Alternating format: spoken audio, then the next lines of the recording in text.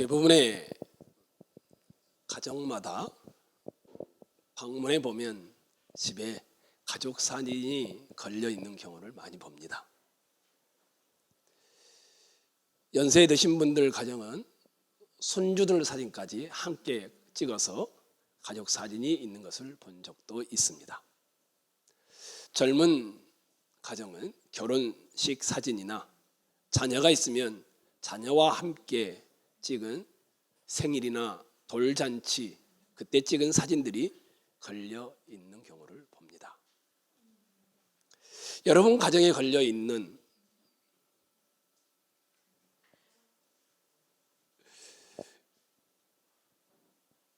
아들, 딸, 손주들에게 사진을 보시면서 어떤 생각을 하시나요?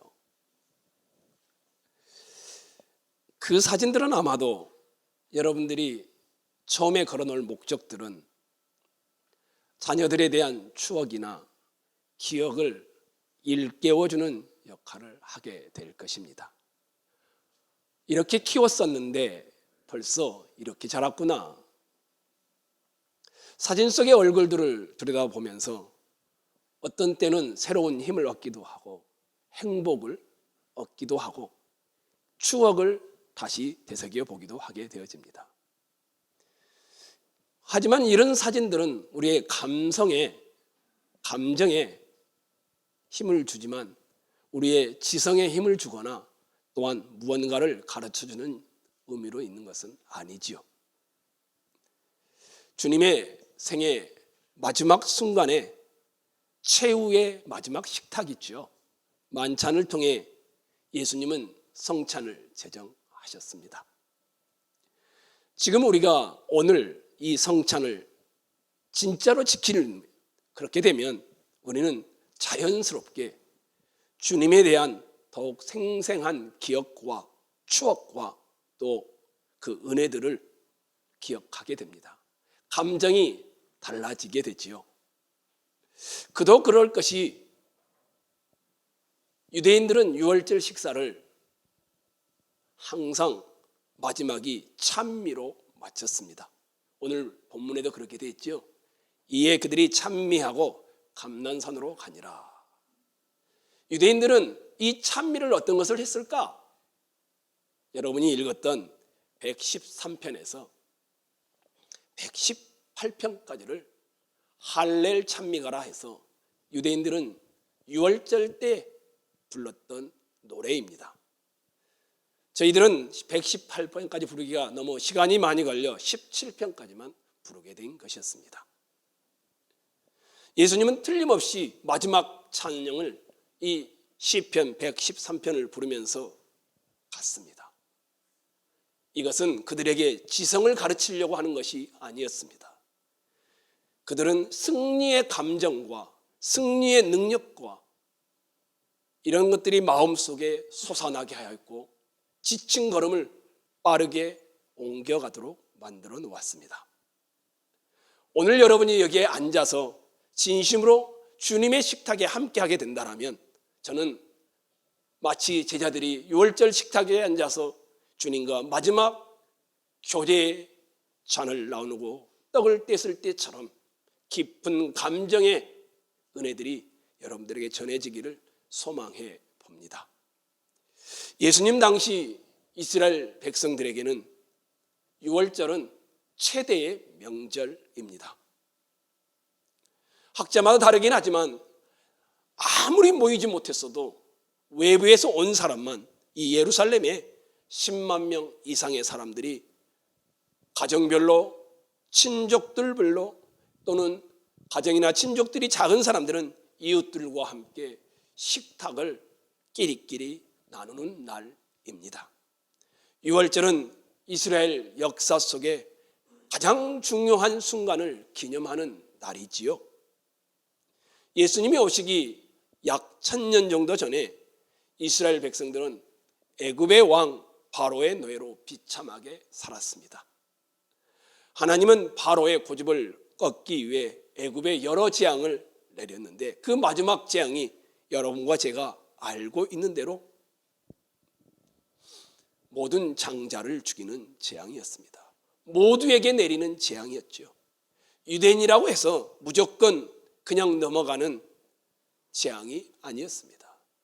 유대인이나 애굽인이나 할 것 없이 모든 집에서 곡소리가 날 수밖에 없는 재앙이었습니다.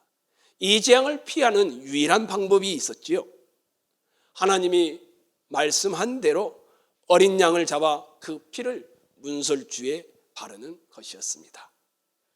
그날 밤 집집마다 아들이나 어린 양이 죽어 나갔습니다. 어린 양이 죽지 않으면 집안의 장자가 죽는 재앙이 임했습니다.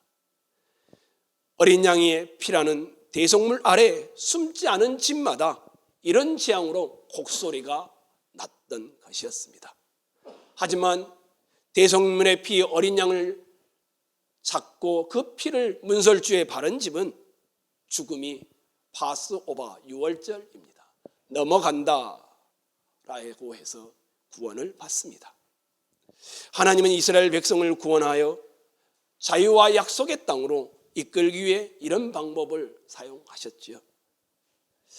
굉장히 극적이었습니다. 또 생생했습니다. 식탁을 먹었으니. 그런데 의문이 한 가지 드는 것이 있었습니다. 어떻게 저렇게 작고 털 많은 4발 짐승의 피를 문설주에 발랐다고 해서 심판을 면할 수 있는 것이지? 그 답은 오늘 본문 예수님과 제자들이 유월절을 지키는 장면에서 우리는 찾아볼 수 있습니다. 마가복음 14장 12절 이하를 보면 이 유월절의 첫날을 무교절 첫날이다 이렇게 소개하면서 예수님의 최후의 식탁을 시작합니다. 유월절은 무교절을 포함하여 약 8일간 지키는 절기입니다. 유월절이 무교절 안에 들어가 있는 것이죠. 예수님의 제자들은 유월절을 여느 사람들처럼 준비하지 못했습니다. 이제 곧 유월절이 돌아오는데 준비를 해야 되는데, 특별히 유월절 양은 예루살렘 시내에서 해질녘부터 자정때까지 반드시 먹어야 하기 때문에 그 전에 준비하지 않으면 할 수가 없었습니다. 그런데 예수님과 그 제자들은 준비된 것이 아무것도 없었습니다. 유월절 식탁을 준비하는 일이 그리 쉬운 일이 아닙니다. 장정만 해서 13명 이상이 되는 식탁이었습니다. 오늘 우리가 하고 있는 것처럼 이게 상징적으로 간단하게 준비하는 것이 아니었습니다. 물론 우리도 이 성찬을 준비하는 데 굉장한 정성과 시간을 들이지만 유대인들이 준비하는 것에 비하면 굉장히 작고 미급하죠. 빵을 준비해야 합니다. 포도주를 준비해야 합니다. 빵을 찍어 먹는 소스를 준비해야 합니다. 나무를 또한 준비를 해야 합니다. 또 쓴 나무를 사다가 준비를 해야 합니다. 특별히 가장 중요한 메인 요리인 어린 양 중에 흠없는 것을 잡아 준비를 미리미리 해야 합니다. 그런데 예수님과 제자들에게는 몇 시간 남지 않은 상황에서 아무것도 준비되어 있지 않았습니다. 그도 그럴 것이 이 예수님과 제자들은 베단이라는 곳에서 이제 막 예루살렘에 들어왔을 뿐이기 때문이었습니다. 그래서 제자들이 급하게 예수님께 묻습니다. 선생님, 유월절 음식 잡수게 준비하는 길을 원하는데 어디로 가서 우리가 준비해야 되나요? 예루살렘 시내의 예수님에 대한 여론은 굉장히 부정적이었습니다. 종교 지도자들이 예수님을 싫어하고 있기 때문이었습니다. 이렇게 싫은 상황에서 예수님과 그의 제자들에게 빵을 주거나 음식을 내준다는 것은 집주인이 큰 위험을 감수해야 하는 것이었습니다. 제자들은 걱정이 많았습니다. 그런데 예수님의 대답은 만찬은 이미 준비되어 있다는 것이었습니다. 읽지는 않았지만 13절로 15절을 여러분이 눈으로 한번 보시면 좋겠습니다. 예수께서 제자 중에 둘을 보내시며 이르시되 성내로 들어가라. 그리하면 물 한 동이를 가지고 가는 사람을 만나리니 그를 따라가서 어디든지 그가 들어가는 그 집 주인에게 이르되 선생님의 말씀이 내가 내 제자들과 함께 유월절 음식을 먹을 나의 객실이 어디 있느냐 하시더라 하라. 그리하면 자리를 펴고 준비한 큰 다락방을 보이리니 거기서 우리를 위하여 준비하라 하시니. 제자들은 예수님이 말씀한 대로 따라 했습니다. 근데 그대로 다 이미 유월절 식사가 준비되어 있었습니다. 그 집이 나중에 오순절의 역사를 일으키는 마가의 아버지 집이었습니다. 이곳에서 만찬 준비가 다 되어 있는 것이었습니다. 이제 날이 어둑어둑해집니다. 예수님과 제자들이 마가의 집에 도착합니다. 완벽하게 준비되어 있는 만찬을 들기 시작하는 것이었습니다. 식사는 4단계로 이루어집니다. 각 부분마다 집안의 가장이나 또는 사회자가 포도잔을 들고 일어나서 그 잔의 의미들을 설명하는 모습입니다. 4단계로 이루어지는 것은 대부분의 학자들이 아마도 출애굽기 6장 6절로 7절에 나오는 이 약속을 말하는 것일 것이다 라고 주장합니다. 애굽에서의 탈출 이야기, 종살이에서의 해방 이야기, 하나님의 능력을 통한 구속의 이야기, 하나님과 새로워지는 관계의 약속에 대한 이것들이 4부분으로 구성되어 있는 것이었습니다. 제일 먼저 가장이 축복의 말씀으로 하나님께 함께 손을 모아 기도합니다. 고기를 먹지는 않습니다. 그들은 전식으로 채소나 쓴 나물 또는 사과와 호두와 양념을 섞은 죽을 처음에 먹습니다. 그리고 첫 번째 단이 돌려지기 시작합니다. 이렇게 식사를 하고 있는데 예수님이 엉뚱한 말씀을 하시는 것이었습니다. 깜짝 놀랐습니다. 너희 중에 한 사람이 곧 나와 함께 먹는 자가 나를 팔 것이다. 제자들은 먹다가 얼굴에 근심이 오기 시작했습니다. 모두가 이렇게 물어봅니다. 나는 아니지요. 함께 묻는 것이 아니었습니다. 12명이 돌아가면서 묻기 시작했습니다. 그때 예수님이 말하는 것이었습니다. 나와 함께 그릇에 손을 넣는 자니라. 왜 그릇에 손을 넣는 자란 말을 썼을까? 빵을 찍어 먹는 소스가 담겨있는 그릇이 있기 때문이었습니다. 이제 2번째 단계가 시작됩니다. 주식을 먹기 바로 직전인 것이죠. 어린 양을 먹기 직전입니다. 그때 가장 어린 사람이 집안에 질문을 하는 것입니다. 이 예식은 무슨 뜻입니까? 왜 다른 날과 이렇게 차이가 납니까? 그 촌락이나 그 집안의 가장이 그때 출애굽의 이야기를 쭉 설명하기 시작합니다. 그러면 모든 참여자들이 벌떡 일어나서 시편 113편에서 114편의 일부분을 찬양합니다. 하나님의 구원에 대한 그들의 이야기였습니다.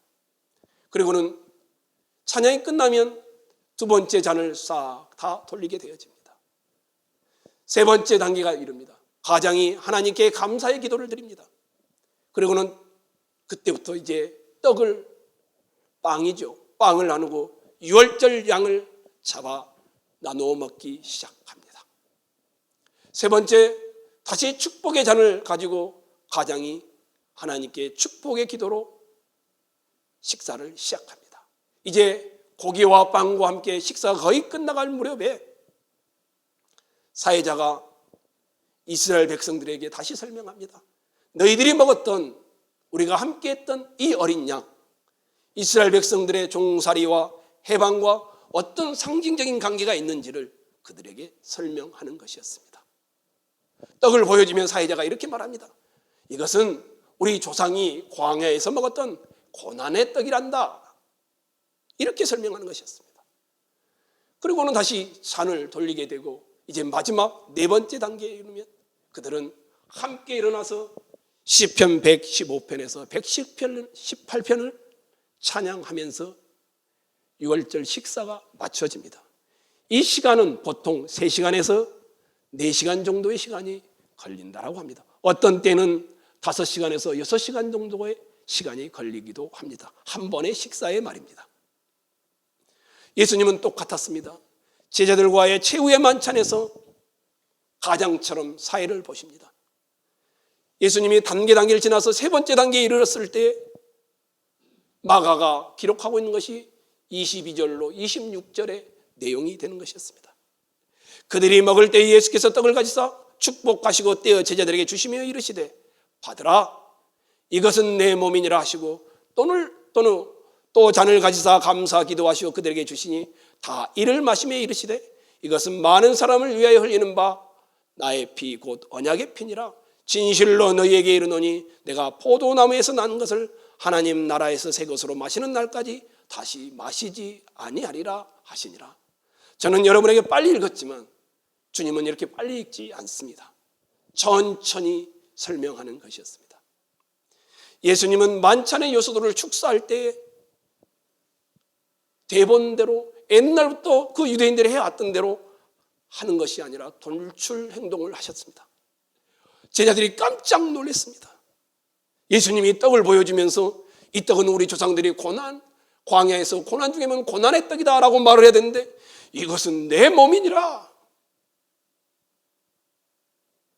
이것은 내 고난의 떡이다, 내가 출애굽을 너희 조상을 이끌었듯이 이제 나는 너희를 영원한 종살이에서 구해낼 것이다, 이렇게 말하는 것이었습니다.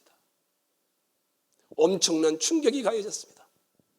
떡과 포도주를 두는 단순한 행위, 그리고는 예수님이 이것은 내 몸이니라, 그리고 잔을 들면서 이것은 나의 피니라, 이 간단한 말씀이 그 옛날 6월절 어린 양이 예수님 자신의 희생을 예시하고 있다는 것을 보여주는 것이었기 때문이었습니다.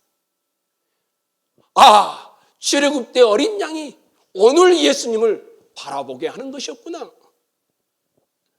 이 말씀은 예수님의 대속의 희생으로 이제 하나님과 우리 사이에 새로운 언약이 성립되었다라는 뜻이었습니다. 이 조건이 예수님 자신의 피였습니다. 나의 피 곧 언약의 피니라. 하나님 나라에서 만나기 전까지 먹지도 마시지도 않겠다는 말씀을 예수님이 마지막으로 합니다. 이 말의 의미는 그런 것이었습니다. 내가 반드시 너를 아버지의 품으로 데려가겠다. 오늘 이 떡과 이 잔을 마시는 사람은 영원한 마지막 잔치에, 영원한 궁극의 잔치에, 왕의 만찬에 내가 데리고 가겠다, 이런 의미로 하는 것이었습니다. 유대인들은 뭐뭐 할 때까지 나는 절대 먹지도 마시지도 않겠다, 이런 말의 의미는 맹세였습니다. 내 생명을 내놓고 내가 맹세한다, 이런 의미였습니다. 예수님이 잔을 들어서 했던 말씀을 기억해 보십시오. 내가 포도나무에서 난 것을 하나님 나라에서 새 것으로 마시는 날까지 다시 마시지 아니하리라. 기어코 오늘 이 떡과 이 잔을 마심으로 믿음으로 참여한 자들은 영원한 식탁에 내가 기필코 데려가겠다라는 주님의 맹세였습니다. 사도행전에도 이런 맹세의 의미가 나오죠. 바울을 미워했던 사람들이 바울을 지독히 미워해 죽기 전까지는 먹지도 마시지도 않겠다라고 자기들끼리 하나님 앞에 맹세했던 이야기를 여러분이 아실 것입니다. 성경 시대에는 이런 맹세가 매우 진지하게 받아들여졌으며 주로 피를 놓고 맹세를 했습니다. 주님이 그것을 똑같이 하는 것이었습니다. 이 약속을 내가 지키지 않으면 내 몸이 쪼개져도 괜찮다, 이런 의도를 담아서 말하는 것이었고, 이것을 듣고 있는 사람 모두는 오늘 이 떡과 이 잔을 마시면 나는 영광의 잔치에, 최후의 만찬에, 영원한 만찬에, 왕의 식탁에 참여하는 자가 되는 것이구나 라고 그들은 알게 되었습니다. 오늘 본문 이사야서 25장을 제가 여러분에게 묵도하면서 읽어드렸습니다. 만군의 여호와께서 이 산에서 여호와를 위하여 기름진 것과 오래 저장하였던 많은 맑은 포도주로 하실 것이며 사망을 영원히 멸하실 것이라. 주 여호와께서 모든 얼굴에서 눈물을 씻기시며 자기 백성의 수치를 온천에서 제하시리라. 여호와께서 이같이 말씀하셨느니라. 그날에 말하기를 이는 우리의 하나님이시라 우리가 그를 기다렸으니 우리는 그의 구원을 기뻐하며 즐거워하리라. 지금 만찬을 행하는 자는 이사야 25장에 예언하고 있는 영원한 만찬의 자리에 모든 기름진 것과 즐거움과 기쁨의 자리에 참여하게 된다라는 메시아의 예언의 내용을 제가 여러분들에게 읽어드렸습니다. 유월절 만찬은 값비싼 제물에 주님이 되신 것이었습니다. 예수님과 제자들의 마지막 만찬은 대본대로 되지 않았습니다. 예수님이 떡을 축사하신 것은 유월절 대본대로였지만, 예수님이 포도주를 축사하시는 것은 대본대로였지만, 유월절 만찬에 떡과 포도주가 있는 것도 대본대로였지만, 메인 요리인 어린 양이 보이지 않았습니다. 가장 중요한 주식이 보이지 않은 것이었습니다. 사복음서 어디에도 어린 양을 잡았다라는 기록은 나오지 않습니다. 유월절을 지키는 사람들이 채식주의자 아니었습니다. 어린 양 요리가 빠진 유월절 만찬은 있을 수가 없습니다. 그것은 유월절을 지키지 못하는 꼴이 되고 마는 것이었습니다. 도대체 이 유월절 만찬에 어린 양은 어디로 갔을까요?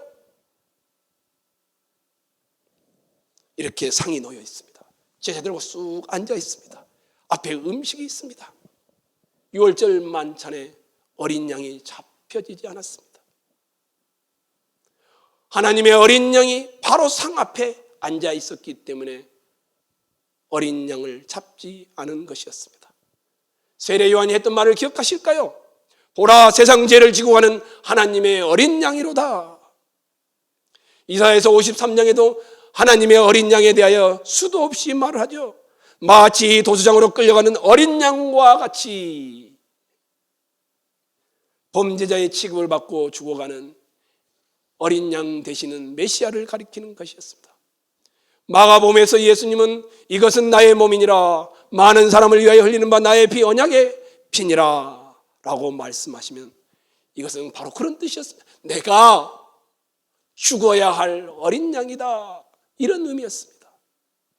내가 바로 세상 죄를 짊어질 하나님의 어린 양이란다. 십자가 위에서 예수님은 우리가 받아 마땅한 형벌을 받으신 것입니다. 세상의 모든 죄를 예수님이 뒤집어 쓴 것이었습니다. 예수님의 형벌이 우리를 영원히 넘어가도록, 파스오버하도록 스스로 모든 형벌을 다 받아 장자재앙을 당하는 것이었습니다. 그러면 오늘 여러분이 이 만찬의 자리에 참여하는데 여러분과 저는 이 만찬을 어떻게 보아야 할까요? 예수님을 믿는 사람이라면 누구나 함께 떡을 먹고 포도주를 마시면서 예수님을 기억한다는 것은 우리가 다 알고 있지요. 이미 여러 차례 해보셨지요. 이 의식에 의한 이 만찬을 어떤 때는 주의 식탁이라고 부릅니다. 어떤 때는 축복의 식탁이라고 부릅니다. 어떤 때는 떡을 떼는 것이라고 부르기도 합니다. 주의 만찬에서 떡을 떼어 주고 먹는 것은 그리스도의 몸이 십자가 위에서 우리 죄를 찢긴 것을 기념하는 의식입니다. 포도주를 마시는 것은 그리스도가 십자가 위에서 우리 죄를 위해 피를 쏟으신 것을 기념하는 의식입니다. 요컨대 이 떡을 먹고 이 포도주를 마시는 사람은 예수님의 십자가에 자기도 참여하는 자가 된다라는 것이었습니다. 예수님은 여러분과 저에게 이 만찬에 참여하고 있는 이에게 뭐라고 말하냐면, 그들이 먹을 때 예수께서 떡을 가져다 축복하시고 떼어 제자들에게 주시며 이르시되 받아 먹으라, 이것은 내 몸이니라. 그리스도의 죽음을 받아 먹으라, 이렇게 말씀하고 있습니다. 예수님은 받아 먹으라라고 말씀합니다. 상징적으로 참여하라가 아닙니다. 주의 식탁에 받아 먹으라는 것이었습니다. 실제로 받아 먹어야 한다는 것이었습니다. 주의 만찬에서 흔히 떡과 포도주를 나눠주며 믿음을 통해 마음으로 그분을 먹으십시오, 여러분이 여러 차례 들으셨을 것입니다. 음식을 먹어 소화시키지 않으면 영양소를 얻을 수 없다는 것은 다 알고 계시죠. 상다리가 부러지게 차려진 산의 진미를 눈앞에 두고도 굶어 죽을 수 있습니다. 음식에서 영양분을 얻으려면 반드시 먹어야 합니다. 스스로 집어서 먹지 않으면 아무리 좋은 음식이라도 무용지물입니다. 받아 먹으라. 주님이 이렇게 말씀하셨습니다. 주님을 따르는 모든 사람들에게 주님을 받아 먹으라. 이 말은 그리스도의 이 십자가의 사랑이야말로 내가 진짜 필요한 음식이다라고 말하는 것과 똑같습니다. 주의 만찬은 식사입니다. 여러분 개개인이 주님과 식사를 하지 않으면 주님의 이 십자가의 죽음은 여러분에게 어떤 유익도 주지 않습니다. 예수님 당시엔 누군가가 함께 식사를 한다는 것은 그와 관계를 맺었다는 의미였습니다. 따라서 예수님은 완벽하고 대속적이며 희생적인 고난이 주는 유익을 누리려면 예수님과 개인적인 관계를 맺고 있어야 한다는 것을 의미합니다. 주의 만찬은 식사입니다. 이 식사는 받아 먹어야 합니다. 근데 유대인들은 이 식사를 절대 혼자 하지 않습니다. 가족이 적으면 반드시 이웃과 함께 식사를 하게 되어 있었습니다. 가족과 또는 친척들을 다 불러서 친척들이 함께 즐기는 것이 유월절 만찬이었습니다. 유월절은 그러니까 공동체의 식사입니다. 예수님은 가족도 아닌 제자들과 유월절 식사를 왜 하고 있는 것일까요? 말하지 않아도 아시겠죠.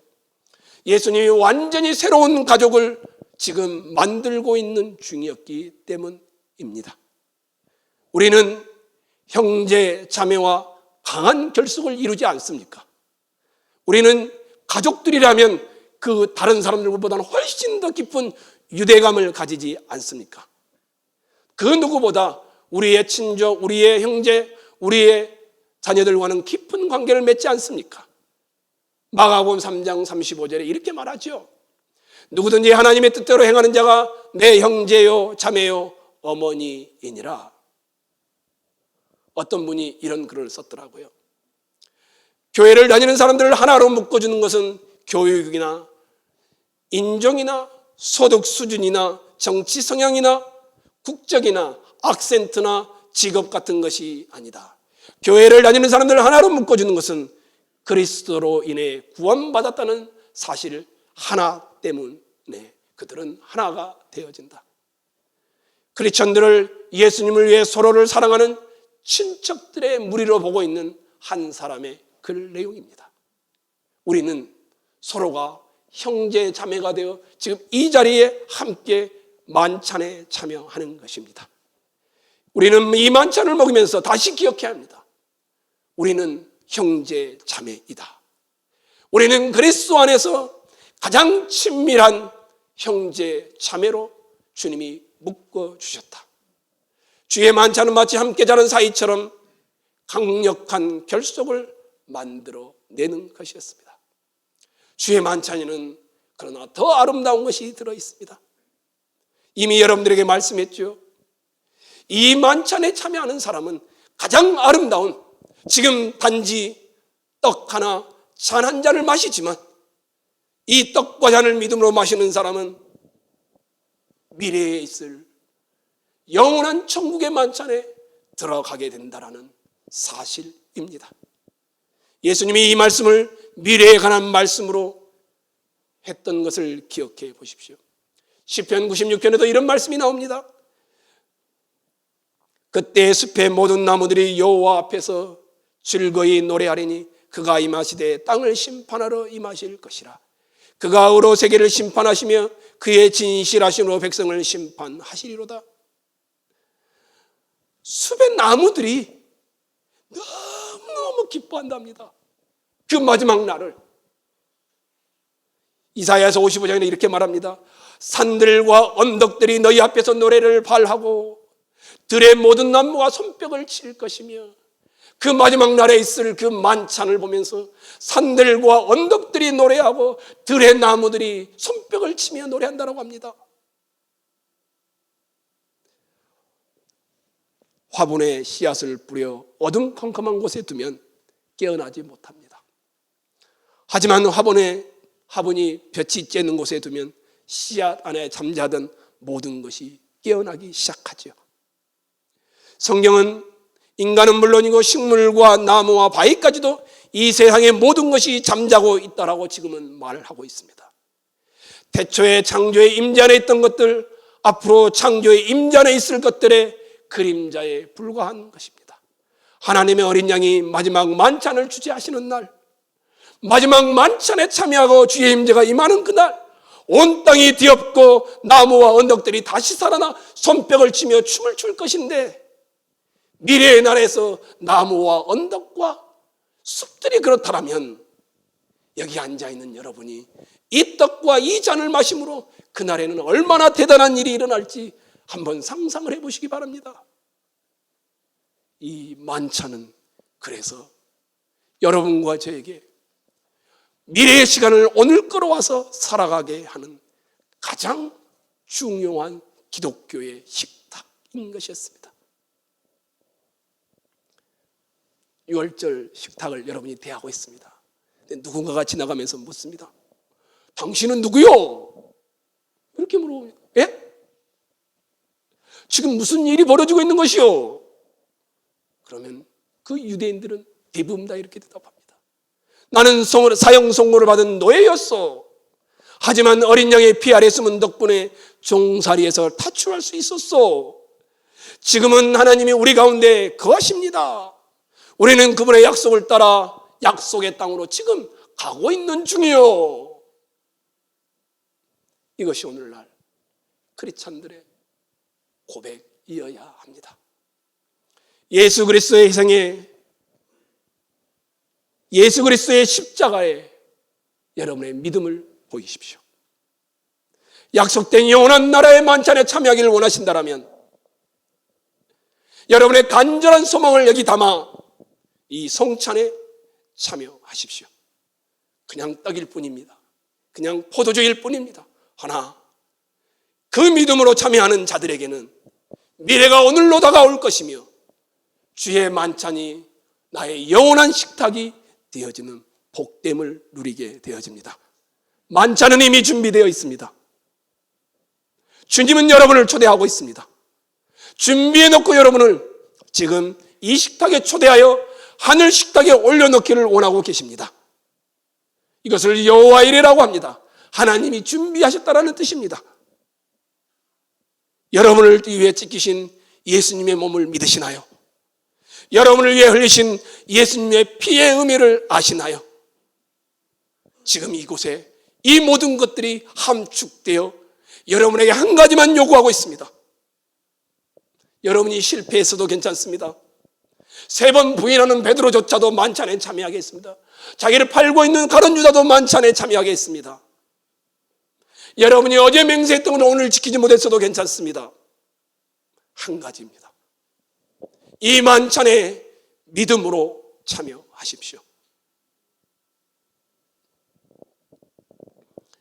저는 가족들을 시드니에 보내면서 2, 3년 정도야 얼마든지 기다리고 견디며 목양할 수 있을 줄 알았습니다. 가족 없이 견디고 산다라는 것을 그렇게 쉽게 생각했죠. 그래도 내가 목사인데. 그런데 가족이 떠나고 나서 기대하고 예상했던 대로 잘 되지 않고 실패의 연속이었죠. 늘 무언가가 이 가슴에 비어있는 것 같았습니다. 끊임없이 제 마음 속에서 속삭이듯이 말하는 것이었습니다. 너는 무엇인지 할 수 있어. 너 자신에 충실하면 돼. 너는 가치 있는 존재야. 그런 소리에 충실했는데 오히려 삶은 더 실패의 연속이었죠. 제 자신을 보게 되었습니다. 그때 목사이지만 채워지지 않으면 안 되겠다라는 생각을 하게 되었습니다. 만약에 이대로 계속된다면 내가 이 일을 계속할 수 없다라는 것을 알게 되었습니다. 그때부터 제 마음, 제 생각, 제 영혼에 매일 채우고 먹어야 하겠다라는 것이었습니다. 예수님을 먹기로, 예수로 배부르기로, 예수로 채우기로 그렇게 마음을 먹고 그렇게 글과 성경과 기도와 삶을 시작하기 시작했어요. 물론 그 전에도 목양을 하기 위해 끊임없이 말씀을 붙들고 있었지만 그 전과 그 이후는 달랐습니다. 예수님을 먹기 시작하자, 예수님으로 마음을 채우기 시작하자, 내 영혼에 다른 것들이 떠나가기 시작했고 조금씩 견디는 능력이 나오기 시작했습니다. 그리고 지금까지 때로는 실패하지만 견디어 오게 되었습니다. 저는 감히 여러분에게 말할 수 있습니다.